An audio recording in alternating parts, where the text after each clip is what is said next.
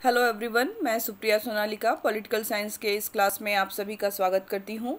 आज का जो हमारा क्लास है वो यूजी सेमेस्टर 1 के स्टूडेंट्स के लिए है और यूजी के कोर्स में एक बहुत ही इम्पॉर्टेंट टॉपिक दिया गया है सत्ता, अथॉरिटी। इसकी चर्चा आज हम लोग आज के क्लास में करेंगे। इसके पूर्व हमने शक्ति की चर्चा अपने पिछले क्लास में की थी, उसके प्रकार, उसके डिफिनीशंस, उसके स्वरूप को समझा था। आज के क्लास में हम लोग जानेंगे कि सत्ता क्या है, अथॉरिटी क्या है और राजनीति शास्त्र में, राजनीति विज्ञान में इसका क्या रोल है, सत्ता का कंसेप्ट क्या है, इसको समझने का प्रयास करेंगे। इसके अंतर्गत हम लोग सबसे पहले इसके मीनिंग, अर्थ को समझेंगे, उसके बाद कुछ विचारकों के डिफिनीशंस देखेंगे, इसके स्वरूप को समझेंगे और विभिन्न विद्वानों के द्वारा इसके जो प्रकार के बारे में बताया गया है उसकी चर्चा करेंगे और इसकी सीमाएं वगैरह जो हैं, विशेषताएं हैं, उसकी चर्चा करेंगे। तो सत्ता, जैसा कि हम सभी जानते हैं कि राजनीति शास्त्र के अंतर्गत या राजनीति व्यवस्था के अंतर्गत जो है सत्ता को इसकी आत्मा कहा जाता है और लोकतंत्र में सत्ता जनता द्वारा स्वीकृत किए जाने वाले वह बिंदु हैं जिसके माध्यम से जनता सुनिश्चित और सुव्यवस्थित रहने का प्रयास करती है। जनता इसके अधीन रहते हुए सुनिश्चित व्यवहार करती है। राजनीतिक व्यवस्थाओं में सत्ता की मात्रा में वृद्धि होती रहती है।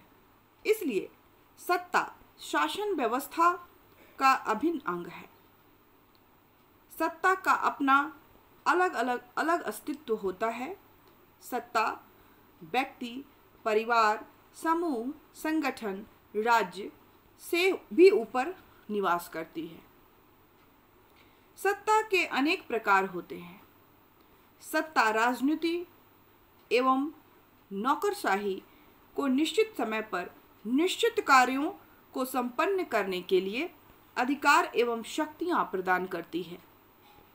सत्ता में मानवीय संस्थाओं एवं संगठनों का व्यवहार भी बदलने की शक्ति पाई जाती है।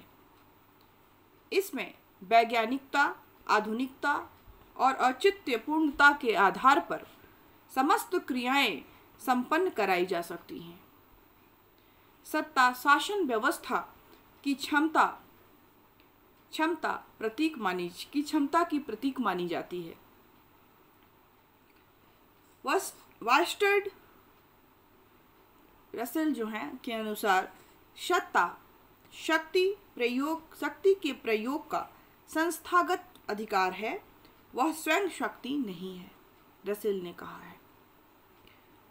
यूनेस्को की एक रिपोर्ट के अनुसार सत्ता वह शक्ति है जो स्वीकृत, सम्मानित, ज्ञात एवं औचित्यपूर्ण होती है। हर्बर्ट साइमन ने सत्ता के मौलिक एवं महत्वपूर्ण विचारों का प्रतिपादन किया है। उनके अनुसार सत्ता के अंतर्गत वरिष्ठ एवं अधीनस्थ के व्यवहार आते हैं। सत्ता का अस्तित्व तब और केवल तभी माना जाता है जबकि ऐसा संबंध उन दोनों के बीच स्थित हो। यदि अधीनस्थ के व्यवहार में परिवर्तन नहीं दिखाई देता तो कोई सत्ता नहीं मानी जाती। चाहे संगठन के कागजी सिद्धांत कुछ भी क्यों न हो, वास्तव में सत्ता स्थिति के अंतर्गत दो प्रकार के व्यवहार करती है। पहला, आदेशों के अनुपालन की आशा कि जो भी ऑर्डर्स दिए जाए उसको फॉलो किया जाए, और दूसरा, आदेशों के अनुपालन की इच्छा। दो महत्वपूर्ण बातें हैं, आदेशों के अनुपालन की आशा और आदेशों के अनुपालन की इच्छा। हर्बर्ट साइमन ने इसको डिफाइन किया है। चीन के माओ जैसे महान नेता ने कहा है, सत्ता बंदूक की से निकलती है। अगले जो विचारक हैं बर्ट्रैंड रसेल, उनके विचार हैं कि सत्ता दूसरों के कार्यों को प्रभावित करने की क्षमता है। Professor H.J. मॉर्गेनथाउ ने कहा है कि राजनीति सत्ता के संघर्ष के अतिरिक्त और कुछ भी नहीं।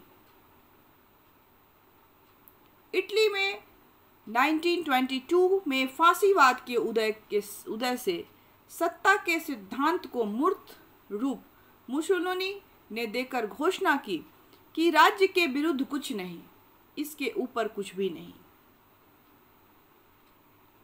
प्रोफेसर बीच द्वारा प्रतिपादित सत्ता, उन्होंने भी सत्ता के बारे में बताया है और उन्होंने कहा है कि जो सत्ता है वो दो तरह की होती है। पहला औपचारिक सत्ता का सिद्धांत उन्होंने बताया है, फॉर्मल थ्योरी, और दूसरा स्वीकृत सिद्धांत जो है एक्सेप्टेंस थ्योरी के जो दी है के बारे में बताया है। और औपचारिक सत्ता का जो सिद्धांत है, इस सिद्धांत के अनुसार सत्ता को आदेश देने का अधिकार माना जाता है और सत्ता का प्रवाह ऊपर से नीचे की ओर चलता है। यह अधिकार व्यवस्थाओं एवं संगठनों में विशिष्ट एवं वरिष्ठ अधिकारियों को दिया जाता है और इससे आदेश या सत्ता का एक पदक्रम बन जाता है, हायरार्की जिसको बोलते हैं, बन जाता है। और दूसरा जो उनका सिद्धांत है स्वीकृत सिद्धांत, इसके अंतर्गत व्यवहारवादी या मानव संबंधवादी औपचारिक सत्ता सिद्धांत में विश्वास न रखते हुए स्वीकृत सिद्धांत का प्रतिपादन करता है। इन यथार्थवादी अध्ययनकर्ताओं के अनुसार सत्ता कानूनी रूप से तो औपचारिक होती है, किंतु वास्तव में सत्ता या आदेश के अधिकार की सफलता अधीनस्थों की स्वीकृति पर निर्भर करती है। जब अधीनस्थ अपनी समझ और योग्यता के दायरे में आदेशों को स्वीकार कर लेते हैं तो यह स्थिति सत्ता की स्थिति बन जाती है।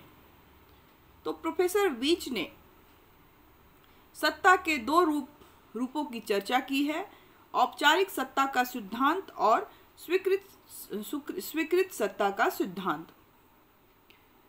बर्नार्ड अपनी पुस्तक the function of the executive में लिखते हैं कि अधीनस्थ आदेशों को स्वीकार करें, इसलिए 4 शर्तों का होना अनिवार्य है और वे 4 शर्त हैं। पहला, अधीनस्थ अधिकारी आदेश अथवा सूचना को समझता है। दूसरा, अपने निश्चय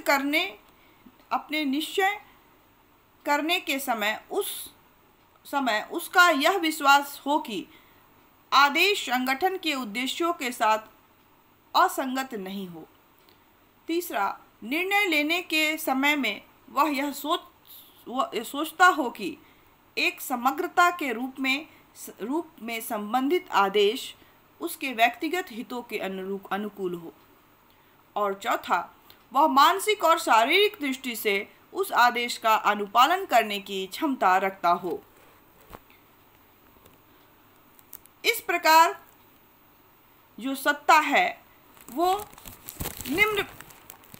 निम्न तरह की हो सकती है या निम्न प्रकार की हो सकती है, और वो है इसमें पहला जो है कि कार्यपालिका व्यवस्थापिका की क्रियाओं में भी सत्ता पाई जाती है। ये तीनों अंग एक दूसरे से स्वतंत्र रहकर अपना अपना कार्य करते हैं। दूसरा, सत्ता स्थानीय, प्रांतीय, राष्ट्रीय और अंतर्राष्ट्रीय स्तर पर क्रियाएं करती हैं, जिनमें सुरक्षा, शांति व्यवस्था भी सत्ता द्वारा ही स्थापित की जाती है। तीसरा, सत्ता संविधान, साधारण कानून आदि आदेश के माध्यम से भी अपनी उपस्थिति बनाए रखती है, जनहित जन कल्याण संबंधी कार्यों को संपन्न कराती है। चौथा, सामाजिक, आर्थिक, राजनीतिक, सांस्कृतिक रूप से विभिन्न क्षेत्र में सत्ता एकता, अखंडता स्थापित करने का कार्य करती है। और पांचवा, सत्ता संस्थागत संख्यात्मक रूप से एकल, बहुल, निगनात्मक तथा मंडलात्मक रूप में पाई जाती है। यह केंद्रीयकृत रूप में भी कार्य करती है। तो इस तरह से विचारकों ने सत्ता को समझाने का, सत्ता के प्रकार को, इसके स्वरूप को बताने का अलग अलग विद्वानों ने अलग अलग ढंग से इसकी व्याख्या की है। हार्वर्ड साइमन ने सत्ता के 3 कार्य बताए हैं। कार्य के आधार पर इसके 3 प्रकार बताए हैं। पहला, सत्ता उन लोगों को कार्य कराने का उत्तरदायित्व सौंपती है जो सत्ता में रहते हैं और सत्ता का उपयोग करते हैं। राजनीतिक व्यवस्था, प्रशासनिक व्यवस्था में लगे हुए लोग सत्ता का उपभोग करते हैं और ये ही सत्ता में होते हैं। ये सभी सार्वजनिक हितों के लिए सत्ता के कार्य करते हैं। समानता, स्वतंत्रता, न्याय, सुरक्षा, विकास, जन कल्याण, शिक्षा आदि के संबंध में ये कार्य करते हैं। दूसरा, हर्बर्ट साइमन ने जो बताया है, सत्ता को निर्णय करते समय यह ध्यान रखना होता है कि वास्तविक स्थिति क्या है और वास्तविक स्थिति क्या होनी चाहिए। इसके लिए नीति निर्धारण करते हुए कानूनों का निर्माण करती है और कानूनों को लागू करती है और उनका पालन करवाती है। सत्ता के द्वारा लिया गया निर्णय औचित्यपूर्ण निर्णय होता है। इसलिए सत्ता के निर्णय को व्यापक सहमति प्राप्त होती है। सत्ता का निर्णय जनता का हित में होना चाहिए। सत्ता अनेक विभागों के माध्यम से निर्णय के उद्देश्यों को पूरा करने की क्रियाएं करती हैं। और तीसरा, सत्ता का विस्तार व्यापक पैमाने पर पाया जाता है। शासन सचिवालय से लेकर जिला प्रशासन और ग्रामीण स्तर पर विभिन्न विभागों और क्रियाएं सत्ता के कार्य को संपन्न करने में लगी रहती हैं। इन विभागों में तालमेल स्थापित करना अत्यंत आवश्यक होता है। सभी विभागों को सत्ता की शक्तियां वितरित की जाती हैं। प्रशासनिक विभागों के साथ सूचना भेजना और सूचना प्राप्त करने के लिए सत्ता संचार के साधनों को विस्तार भी करती है। इसमें विभागों की क्रियाओं में कम समय में अधिक कार्य संपन्न हो जाते हैं। और इस तरह से बहुत सारे विचारकों ने, हार्वर्ड साइमन ने कार्यों के आधार पर जो है इसके प्रकार को बतलाया है।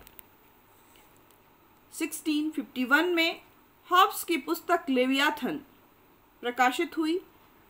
तभी से राष्ट्रीय और अंतर्राष्ट्रीय क्षेत्रों में सत्ता की धारणा इस सीमा तक अन्वेषण का अति महत्वपूर्ण विषय बन गया कि इसे मौलिक अनुसंधान का आधारभूत परिवेश माना जाता है।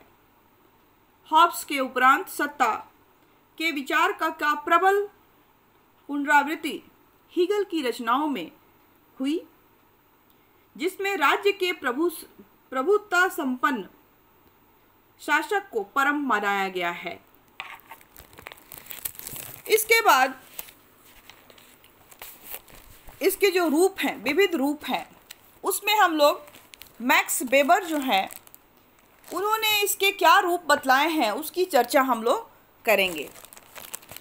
तो जर्मन जो समाज वैज्ञानिक मैक्स वेबर हैं, जिनका जीवन काल 1864 से 1920 रहा था, ने आधुनिक राज्य में सत्ता के 3 स्रोतों का संकेत दिया है, जिसके आधार पर सत्ता 3 प्रकार की मानी जाती है। पहला, परंपरागत सत्ता, जिसको ट्रेडिशनल अथॉरिटी कहते हैं, और जो चिर प्रचलित परंपरा जो होती है पर आधारित होती है, जैसे कि वंश परंपरागत शासन। और दूसरी जो है वो है करिश्माई या करिश्माती सत्ता।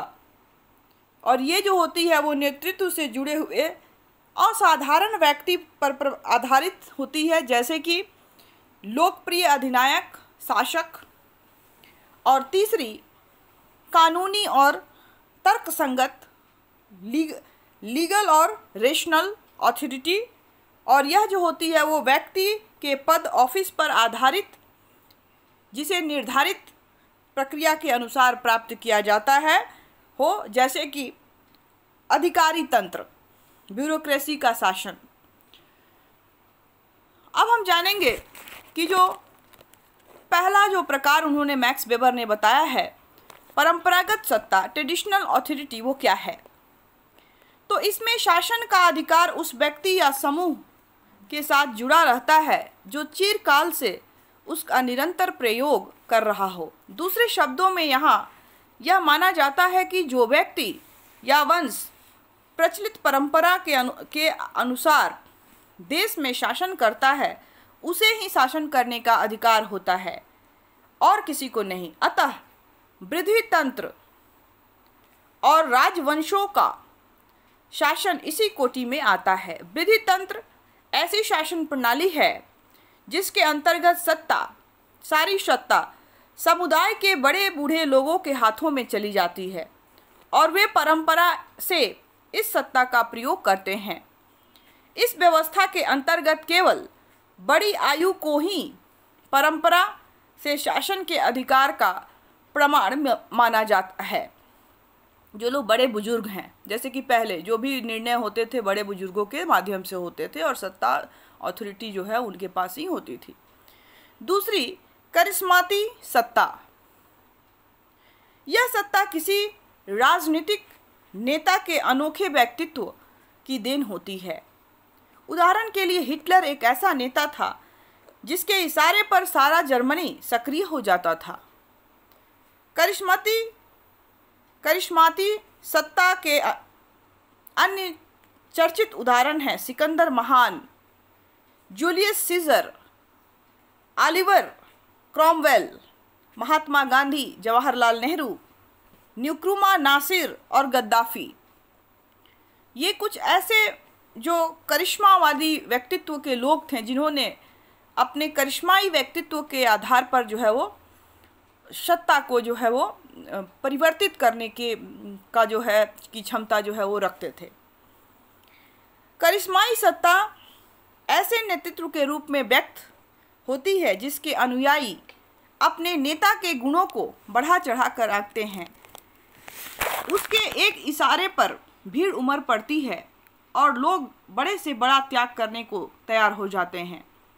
धर्म और युद्ध के क्षेत्र में करिश्माई सत्ता विशेष रूप से सार्थक होती है। और जो तीसरा प्रकार मैक्स वेबर ने बताया है वो है कानूनी तर्कसंगत सत्ता, लीगल रेशनल अथॉरिटी। इसका स्रोत किसी भी व्यक्ति का राजनीतिक पद होता है, उसका अपना व्यक्तित्व नहीं। दूसरे शब्दों में यहाँ कुर्सी को सलाम किया जाता है। अतः यह नहीं देखा जाता कि कुर्सी संभालने वाला व्यक्ति की योग्यता क्या है। कुर्सी मिलने से पहले उसकी कोई सत्ता नहीं होती, कुर्सी से हट जाने के बाद उसकी कोई सत्ता नहीं होती। आज एक व्यक्ति उस कुर्सी पर बैठा है, कल दूसरा उस कुर्सी पर बैठेगा। कुर्सी की प्रतिष्ठा में कोई लंबा चौड़ा फर्क नहीं पड़ता। जो जब कुर्सी पर बैठेगा उसे उस समय सलाम किया जाएगा। उसमें व्यक्तित्व को लेकर कोई ये नहीं होती। उस कुर्सी को लेकर, कुर्सी जो होता है उसमें सत्ता होती है और उस पर जो भी व्यक्ति बैठता है वो सत्ता का यूज़ करता है। और आधुनिक राज्य का अधिकारी तंत्र ऐसी सत्ता का सर्वोत्तम उदाहरण प्रस्तुत करता है। आज की जो ब्यूरोक्रेट्स सोसाइटी है या ब्यूरोक्रेट्स जो हैं, नौकरशाही जो हैं, वो इस सत्ता का प्रयोग करते हैं। वेबर ने यह स्वीकार किया है कि इनमें से किसी भी प्रकार की सत्ता विशुद्ध रूप में नहीं पाई जाती। कहीं एक प्रकार की सत्ता प्रधान हो सकती है तो कहीं दूसरे प्रकार की, परंतु किसी भी प्रकार की सत्ता के साथ यदि अन्य प्रकार की सत्ता का मिश्रण दिखाई दे तो इसमें कोई आश्चर्य की बात नहीं होनी चाहिए। यह संभव है कि दो व्यक्तियों की आधिकारिक स्थिति एक जैसी हो, अतः कानूनी तर्कसंगत सत्ता की दृष्टि से वे दोनों समकक्ष हों, परंतु उनमें से एक अपने विलक्षण व्यक्तित्व के बल पर विस्तृत शक्ति का प्रयोग करे और दूसरा अपने साधारण व्यक्तित्व के कारण उतना प्रभावशाली सिद्ध ना हो सके। तो इस तरह से मैक्स वेबर ने सत्ता के तीन प्रकार बताए हैं: परंपरागत सत्ता, करिश्माती सत्ता और कानूनी तर्कसंगत सत्ता। सत्ता के अर्थ को समझने के बाद, उसके डिफिनीशंस को समझने के बाद, विभिन्न विचारकों के द्वारा उसके जो प्रकार हैं उनकी चर्चा करने के बाद अब हम चर्चा करेंगे कि जो सत्ता है उसकी सीमाएं क्या हैं, लिमिटेशंस क्या हैं सत्ता के। तो इसके बहुत सारे लिमिटेशंस हैं और उसका पहला लिमिटेशन है कि सत्ता राजनीतिक, सामाजिक, आर्थिक क्षेत्र में मूल्यों, आदर्शों, मर्यादाओं, परंपराओं की सीमा का पालन करती है। दूसरा, सत्ता पर नैतिकता की सीमाएं लागू होती हैं। सत्ता पर नैतिकता की सीमाएं लागू होती हैं। तीसरा, सत्ता जन आकांक्षाओं को कुचलने का प्रयास कर सकती है। सत्ता जन आकांक्षाओं को कुचलने का प्रयास कर सकती है। चौथा, सत्ता व्यक्ति को स्वतंत्रता, समानता, न्याय के जीवन से वंचित नहीं कर सकती। चौथा, सत्ता में लगे हुए लोग यदि सत्ता का दुरुपयोग करते हैं तो सत्ता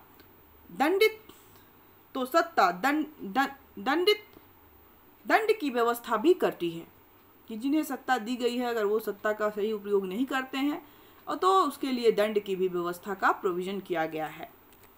सत्ता भेदभाव नहीं कर सकती। पक्षपातपूर्ण वातावरण कार्य नीतियां लागू नहीं कर सकती। सत्ता तटस्थ रहते हुए कार्य करती है। मतलब जिनको भी सत्ता दी गई है ऐसा नहीं है कि वह किसी के साथ पक्षपात करेंगे, उसके लिए सभी लोग समान होंगे, वो उनका सभी के साथ समान रूप से उसका यूज़ करेगी।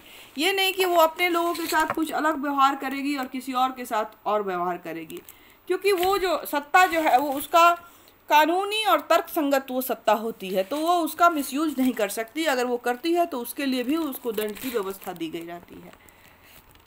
इसके बाद मतलब वो अपने कार्य के प्रति बिल्कुल ही न्यूट्रल होकर काम करती है। जिसके भी पास अथॉरिटी है, ऑथराइज्ड जो व्यक्ति है, वो बिल्कुल न्यूट्रल रहकर उसको काम करना पड़ता है। सत्ता संवैधानिक, कानूनी, वैधानिक और राष्ट्रीय परंपराओं का पालन करती है। सत्ता जो भी दी जाती है व्यक्ति को, जो भी व्यक्ति सत्ताधारी होता है उसको जो उस देश के जो संवैधानिक विधि, जो उसका सबसे जो महत्वपूर्ण जो विधि का स्रोत है या उसका जो वैधानिक या लीगल जो व्यवस्थाएं की गई हैं या उस देश का जो संविधान है, तो उसका पालन करना उसका अनिवार्य होती है और उसी के अनुकूल वो जो है वो व्यवहार करती है। अगली जो इसकी सीमाएं हैं वह है कि सत्ता दबाव समूह, संगठन, संघ के हितों की अवहेलना नहीं कर सकती। उनके हितों को ध्यान में रखते हुए उनकी मर्यादाओं का पालन करती है। ये ऐसा नहीं कि अगर कोई दबाव ग्रुप, प्रेशर्स ग्रुप है, कोई संगठन है, अगर वह उस सत्ता के अगेंस्ट कुछ काम कर रहा है तो वो उसके साथ अपना अथॉरिटी दुरुपयोग करके कर सकती है। वह उसके भी अस्तित्व का ख्याल रखेगी, उसके भी हितों का ख्याल रखेगी, करके ही वो उसको सत्ता का प्रयोग जो है वो कर सकती है। सत्ता नौकरशाही के हितों का उल्लंघन नहीं कर सकती। जो नौकरशाह लोग हैं, ब्यूरोक्रेट्स, जो सत्ताधारी लोग हैं, उनके हितों की अनदेखी जो है वो नहीं कर सकती। और लास्ट है, सत्ता का दुरुपयोग पद और शक्ति के रूप में नहीं किया जा सकता।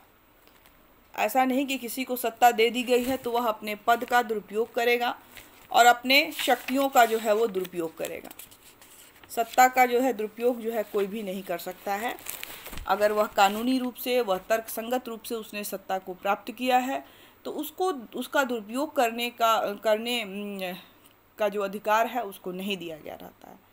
तो इस तरह से हमने देखा कि सत्ता जो है बहुत ही एक महत्वपूर्ण तत्व है राजनीतिक व्यवस्था के अंतर्गत, और एक तरह से शक्ति को प्रदर्शित जो करती है वो सत्ता के रूप में ही जो है वो शक्ति का प्रदर्शन वो करती है। और लोकतंत्र में जो है इसको जो है स्वीकृति प्राप्त होती है, और स्वीकृति इसको मिली होती है, और इसके माध्यम से जनता सुनिश्चित और सुव्यवस्थित रहने का प्रयास करती है। वह सारे रूल रेगुलेशंस को फॉलो कराती है ताकि एक सुशासन की व्यवस्था स्थापित हो सके, एक सभ्य समाज की व्यवस्था स्थापित हो सके, सभी लोग उन नियम कानूनों का पालन कर सके, जिससे कि किसी के भी विकास में कोई बाधा नहीं हो, और जो सत्ताधारी है वो भी अपने पद का दुरुपयोग नहीं कर सकता है। वो उसका जो काम होगा वो जन कल्याण का होगा, जनता की भलाई के लिए होगा, जनता से बढ़कर कुछ नहीं होगा। और इस तरह से उस पर जो है वो पाबंदियां या सीमाएं जो है वो लगाई गई हैं, और कोई भी व्यक्ति जो है वो सत्ता का दुरुपयोग जो है वो नहीं कर सकता है। और विभिन्न विचारकों ने इसको जो है अलग अलग ढंग से जो है इसको परिभाषित किया। किसी ने इसको सत्ता जो है वो शक्ति के प्रयोग का संस्थागत जो है अधिकार है, मतलब शक्ति को एक इंस्टीट्यूशनल जो राइट्स मिल जाता है, एक तरह से अधिकार मिल जाता है कि वह जो है उसका प्रयोग कर सकती है, मनमाना नहीं कर सकती है। एक संस्था के माध्यम से उसको एक लीगल मतलब आधार देने का जो है वो प्रयास जो है वो किया जाता है। तो इस तरह से हमने देखा कि दूसरे को कार्य को प्रभावित करने की जो क्षमता होती है, दूसरे के कार्यों को प्रभावित करने की इसको क्षमता मानी जाती है एक तरह से। तो ये था सत्ता के बारे में।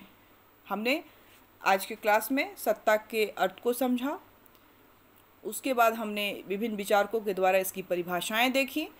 विभिन्न विचारकों ने अलग अलग ढंग से इसे परिभाषित किया है, चाहे वो बीच हों, प्रोफेसर बीच हों, या बर्नार्ड ने अपनी पुस्तक में की हो, the function of the executive में किया हो, और चाहे हर्बर्ट साइमन ने इसके 3 रूप जो हैं वो बताए हैं साइमन ने, या मैक्स वेबर ने भी इसके 3 रूप बताए हैं। तो इस तरह से विभिन्न विचारकों ने इसके स्वरूप का वर्णन किया है, और लास्टली हमने देखा कि इस पर किस तरह से सीमाएं लगाई गई हैं कि यह जो है वो निरंकुश शासक नहीं बन पाए, और निरंकुशता इसके अंतर्गत नहीं आ सके, इसलिए सत्ता पर जो है वो जो सीमाएं लगाई गई हैं वो सीमाएं क्या हैं। आई थिंक आपको समझ में आया हो। आज का क्लास हमारा यहीं समाप्त होता है। अगर आपके मन में कोई प्रश्न हो तो आप कमेंट सेक्शन में जाकर अपने प्रश्न डाल सकते हैं। इससे संबंधित हम लोग अपने नेक्स्ट क्लास में उस प्रश्न का उत्तर ज़रूर देंगे। अगर आप नए हैं तो चैनल को सब्सक्राइब कर लें, और जो है अगर अच्छी लगी हो आपको क्लास, समझ में आया हो, तो आप लाइक करें, शेयर करें। बहुत जल्द हम अपने नए क्लास के साथ फिर मिलेंगे आपसे। तब तक के लिए घर में रहें, सुरक्षित रहें, पढ़ते रहें। Thank you all of you.